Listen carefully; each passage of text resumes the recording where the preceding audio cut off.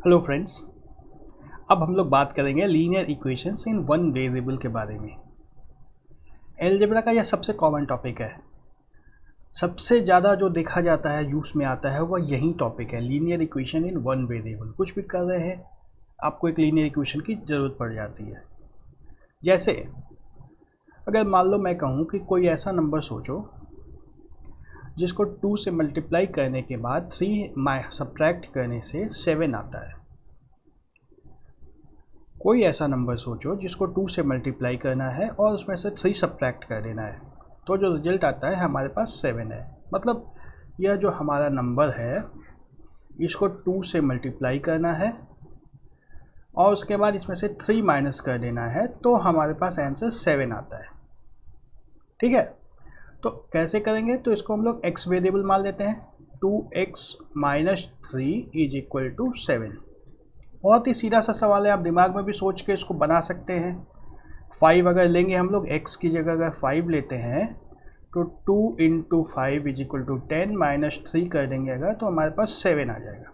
बहुत straight forward question है, कहीं भी इसकी ज़रूरत पड़ सकती है। तो हमारे पास जो अभी इक्वेशन है वो यही है, 2x minus 3 is equal to 7। इसी लीनियर इक्वेशन की हम लोग बात कर रहे हैं। तो हम क्या देख रहे हैं कि लीनियर इक्वेशन में एक हमारे पास ये इक्वल टू का साइन है ना, इक्वल टू है, इसीलिए इसका नाम इक्वेशन पड़ा है। इक्वालिटी, इक्वल टू, इक्वालिटी, और यहीं से बन गया है शब्द इक्वेशन। आज समझ में आ रही है इसको इक्वेशन क्यों बोलते हैं? क्योंकि इसमें एक इक्वल का साइन है।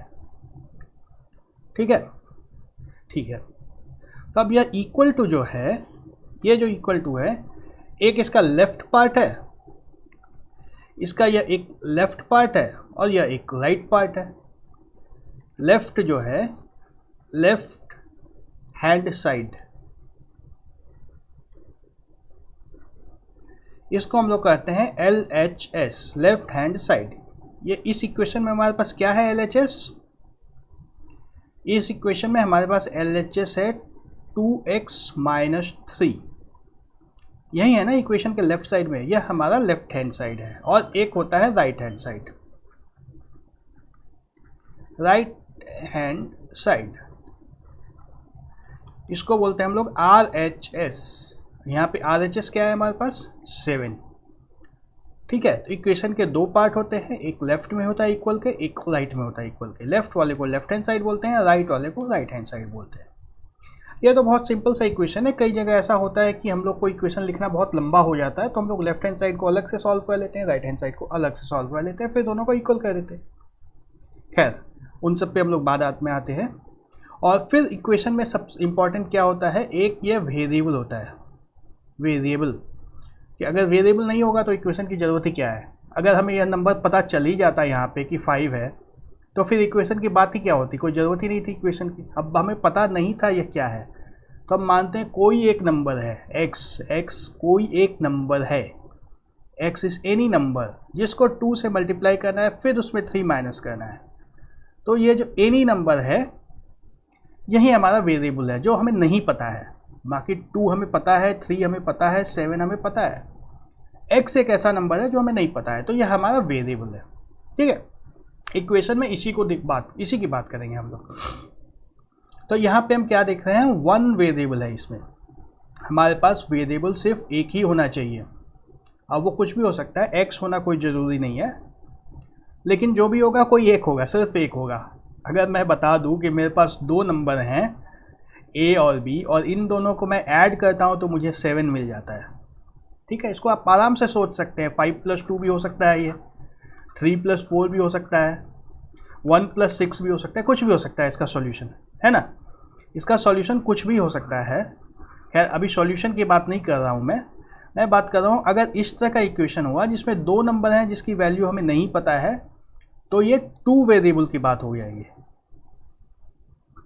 ये 2 वेरिएबल है, लेकिन हमारे लिए इंपॉर्टेंट है अभी सिर्फ 1 वेरिएबल वाले। 2 वेरिएबल वाले हम लोग देखेंगे बाद में, अभी हम लोग सिर्फ 1 वेरिएबल की बात कर रहे हैं। इस इक्वेशन में सिर्फ एक वेरिएबल होना चाहिए। अब यहाँ पे जानने वाली बात यह है कि अगर हमारे पास एक इक्वेशन है, जैसे कि ये इक्वेशन है और इसमें एक से ज़्यादा वेरिएबल आ गया है तो इसको हम लोग सॉल्व नहीं कर सकते हैं, इसको हम लोग सॉल्व नहीं कर सकते हैं, एल्जेब्रिकली सॉल्व नहीं कर सकते हैं। इस तरह से ट्राई करके तो सॉल्व कर सकते हैं, बिल्कुल कर सकते हैं ट्राई करके सॉल्व, लेकिन एल्जेब्रा से हम लोग इसको सॉल्व नहीं कर सकते हैं। तुक्का मार सकते हैं, बिल्कुल मार सकते हैं, तुक्का लग सकता है, तुक्का नहीं लग सकता है, हर तरह की बात होगी, लेकिन अगर दो वेरिएबल हैं तो इसकी कोई गारंटी नहीं है कि हम लोग इसको सॉल्व कर पाएंगे। हो सकता है हो भी जाए, हो सकता है ना भी हो, लेकिन वन वेरिएबल अगर है तो हम लोग गारंटी इसको सॉल्व कर सकते हैं, ठीक है ना। या ऐसा आ जाएगा कि नहीं, ऐसा कुछ पॉसिबल नहीं है जो ऐसा नंबर हो जाए। जैसे अगर मैं बोल दूं कि मेरे पास एक इंटीजर है जिसको 2 से मल्टीप्लाई करने के बाद जैसे 2 into n is equal to 13 आ जाए, तो यह इंटीजर तो नहीं होगा ना, यह 6.5 होगा तभी ऐसा हो सकता है। अब तुम बोलोगे कि इंटीजर निकालना है तो ये सॉल्व नहीं हो सकता है, ये कैन नॉट बी सॉल्व। ऐसा भी हो सकता है कि हम लोग इक्वेशन का आंसर नहीं सॉल्व कर पाए, इक्वेशन को सॉल्व नहीं कर पाए, आंसर नहीं निकाल पाए, वो एक डिफरेंट इशू है। लेकिन अगर एक वेरिएबल है तो हम लोग डेफिनेटली ये बोल सकते हैं कि इक्वेशन का सॉल्यूशन कुछ निकलेगा, ठीक है ना। इसको हम लोग मतलब देख के हम वेग में नहीं रहेंगे, देख के हमें पता चल जाएगा, इक्वेशन के साथ कुछ करने के बाद हमें पता चल जाएगा कि ये हो रहा है इक्वेशन। एक एग्जाम्पल लेके देखते हैं, इसी एग्जाम्पल को देख लेते हैं हम लोग। 2x minus 3 is equal to 7। अब हमें इसको सॉल्व करना है, तो कैसे सॉल्व करेंगे, हमें चाहिए x की वैल्यू कुछ निकालनी है, x इज इक्वल टू कुछ आना चाहिए हमारे पास, है ना। अब x इज इक्वल टू चाहिए तो हमें यहाँ से ये 3 को हटाना है और इस 2 को हटाना है, इन दोनों को यहाँ से हटाना है, ठीक है। तब यह जो हमारा इक्वेशन है 2x minus 3 is equal to 7, ठीक है। अब मैं दोनों तरफ अगर 3 ऐड कर देता हूँ तो सेम ही रहेगा ना।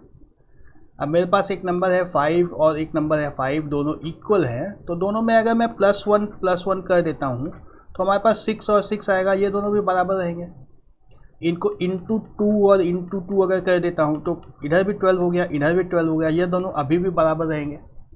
तो अगर हमारे इक्वल टू के तरफ दोनों तरफ ये जो लेफ्ट साइड है LHS और RHS, दोनों साइड मैं कुछ ऐड कर दूँ, सब्ट्रैक्ट कर दूँ, मल्टीप्लाई कर दूँ या डिवाइड कर दूँ,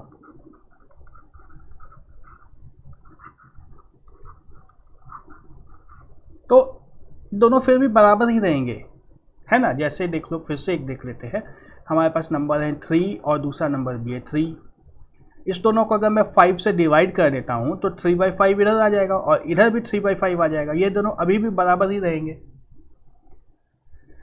तो इक्वेशन के लेफ्ट साइड और राइट साइड दोनों साइड अगर मैं सेम ऑपरेशन कर देता हूँ तो दोनों फिर भी बराबर रहेंगे, लेफ्ट साइड और राइट साइड फिर भी बराबर ही रहेंगे। तो यहाँ हमें -3 को ख़त्म करना है, तो यहाँ पे अगर मैं +3 कर देता हूँ, +3 इधर किया और +3 इधर भी किया, तो -3 और +3 ख़त्म हो जाएगा, ये 0 हो जाएगा, तो हमारा इक्वेशन आ जाएगा 2x इज इक्वल टू 10, है ना। 7 + 3 10 आ गया। अब इस 2 को भी ख़त्म करना है हमें, 2 को ख़त्म करना है। 2 को ख़त्म करने के लिए हम क्या कर सकते हैं, इसको 1/2 से अगर मल्टीप्लाई कर दूँ दोनों तरफ को, मैं 1/2 इंटू इधर कर दिया, ये यहाँ भी इंटू कर दिया 1/2।